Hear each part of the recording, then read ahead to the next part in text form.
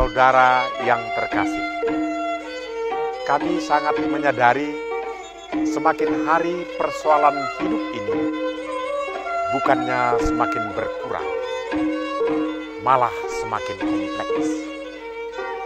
Terkadang gelombang dan guncangan hidup terlalu deras, sehingga rasa takut dan putus asa sering menghantui.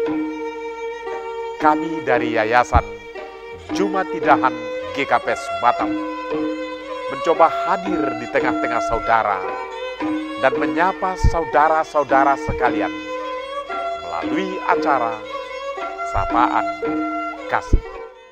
Pemirsa Batam TV yang kami kasihi, Sapaan Kasih malam ini dengan topik seputar pergaulan muda-mudi dengan Bapak Pendeta. Halo, selamat malam Pak. Selamat malam Pak. Ya, tadi telah saya sebutkan kita malam ini Pak. Jadi kalau kita perhatikan pada umumnya pergaulan muda-mudi ini ada yang baik, ada yang tidak baik Pak. Nah, kita berbicara kalau misalnya baik ya oke lah. Tapi kalau misalnya tidak baik, tentunya ini juga menjadi kendala, menjadi pemikiran pergumulan baik bagi orang tua, begitu juga lingkungan sekitarnya. Nah, menurut pendapat Bapak, sebaiknya bagaimana sih pergaulan muda-mudi? Terima kasih Pak. Yang pertama, sebelum saya berpikir bagaimana pergaulan muda-mudi, tapi saya boleh katakan bahwa sebagai muda-mudi istilah masa kini, dia adalah sebagai makhluk sosial, sekaligus juga dia adalah makhluk religius. Maka untuk zaman ini, ketika tidak ada keseimbangan antara sebagai makhluk sosial dengan makhluk religius, ini yang tidak mengakibatkan yang baik. Maka ketika ada keseimbangan sebagai makhluk sosial dan makhluk religius, maka dia akan bisa menempatkan posisi dia sebagaimana apa adanya. Makhluk religius itu dan makhluk sosial itu gimana maksudnya? Kalau kita berbicara sebagai makhluk sosial, artinya dia hanya berpikir sebagai seorang manusia yang apa adanya. Tapi kalau dia berbicara juga mau berpikir bahwa dia sebagai makhluk religius, bahwa saya ada di dunia ini sebagai ciptaan Tuhan, maka tentu Tuhan akan berbicara dengan saya melalui talenta ataupun ciri khas yang telah Tuhan berikan bagi dia. Itulah sebagai makhluk sosial dan religius. Dan jadi sebagai sosial dia boleh bergaul dengan siapa saja, tapi ingat sebagai makhluk religius dia harus tunjukkan bahwa dia sebagai orang yang punya Tuhan yang menjadi pengatur dalam hidupnya. Kan kalau muda-mudi kan masih boleh dibilang masih usianya saat ini Pak. Iya Pak. Kadang-kadang mereka itu kalau dari sisi religiusnya itu enggak malah menyentuh. Nah, ini yang kadang-kadang menjadi pergumulan baik pada orang tua maupun kepada lingkungan, sehingga pergaulan mereka muda-mudi akhirnya bisa melanggar dan sebagainya. Ini kira-kira menurut pandangan Bapak bagaimana? Nah, ini hanya tinggal metode barangkali Pak.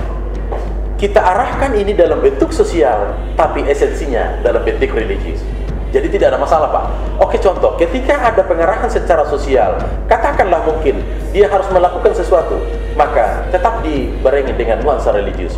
Contoh, ketika dia harus ulang tahun contohnya, mungkin di tempat yang katakanlah untuk sekarang ini harus di hotel atau bagaimana, maka kita harus arahkan sebelum dilakukan ini kegiatan, kita mulai dengan ibadah dulu. Atau mungkin dengan istilah kalau pemuda-pemuda sekarang, ada yang balap-balap liar. Oke, itu sebagai sosialnya, tapi kita tetap arahkan bahwa sebagai makhluk ciptaan Tuhan, itu adalah karakter yang telah dibentuk oleh Tuhan bagi dia dengan keberanian yang sangat luar biasa. Tapi jangan lupa bahwa sebagai manusia tetap kita juga adalah makhluk Tuhan, sehingga timbul kesadaran dia yang lebih matang. Jadi berarti ada keseimbangan Pak ya? Iya Pak. Artinya harus ada sosialnya dan harus ada juga religiusnya. Begitu. Nah, kalau dari sisi keseimbangan ini, bukan seandainya, karena boleh saya katakan masih banyak itu yang katakanlah tidak mengindahkan larangan-larangan yang dibuat baik oleh orang tuanya maupun oleh lingkungannya maupun oleh perusahaan dan sebagainya, sehingga keseimbangan itu tidak tercapai Pak. Bagaimana menurut pandangan Pak? Yang pertama saya pahami seperti ini Pak. Saya pernah ngobrol dengan beberapa pemuda. Kenapa bisa berlaku seperti ini? Salah satu akibat adalah kekurang harmonisan dimulai dari rumah tangga. Maka saya ajarkan kepada mereka, jangan jemu-jemu berbuat yang terbaik, termasuk kepada siapapun. Persoalan dia berterima kasih atau tidak, ini adalah muncul daripada didikan daripada keluarga. Maka kembali seperti ini, untuk bisa memunculkan sikap-sikap yang tidak seimbang tadi, maka harus kita barengi juga dengan keluarga-keluarga di mana dia tinggal. Mungkin kalau di Batam ini dia jauh dari keluarga, tapi di mana dia kos, di mana dia tinggal, mungkin di mana dia beribadah, maka disitulah sisi masuk dari segi sosialnya tadi, Pak. Maka biasanya secara umum dan komunitas sosial ini juga akan dibarengi dengan hal-hal yang sangat positif, walaupun nada-nadanya terkadang ya mungkin agak vulgar seperti itu, Pak, tapi akan diarahkan. Hanya itu yang boleh kita lakukan, Pak. Dengan istilah pengarahan inilah, disitulah kita masukkan apa yang boleh kita pesankan bagi mereka. Oh gitu Pak ya. Jadi berarti bagi muda-mudi ini dalam pergaulan itu harus ada keseimbangan, Pak ya. Benar, Pak. Nah, kalau seandainya katakan begini, dia sama sekali tidak mau mengikuti, katakanlah ada organisasi pemuda, kemudian ada organisasi di kantornya atau di pekerjaannya, sama sekali dia mengikuti, sehingga dia terkungkung secara pribadi itu, Pak. Ini bagaimana menurut pendapat Bapak? Ada juga orang yang seperti itu. Artinya, saya juga pernah menemukan seorang pemuda yang seperti ini, Pak. Ada pemuda kita. Tapi sesudah saya dampingi dan saya konseling sempat beberapa pertemuan, rupa-rupanya dia punya masalah yang seperti ini. Nah, jadi sederhana sebagai pendeta, saya melihat jika ada orang-orang yang seperti ini adalah wajar untuk kita kasihani. Maka saya pesankan kepada adik-adik pemuda, bahwa jika ada kawan-kawan kita yang seperti itu, jangan dibiarkan. Mari kita dampingi, mari kita bimbing dia. Ya, seharusnya memang kita nggak akan boleh sombong ketika kita bisa aktif di dalam suatu organisasi atau kita aktif di dalam suatu kegiatan-kegiatan apa saja pun.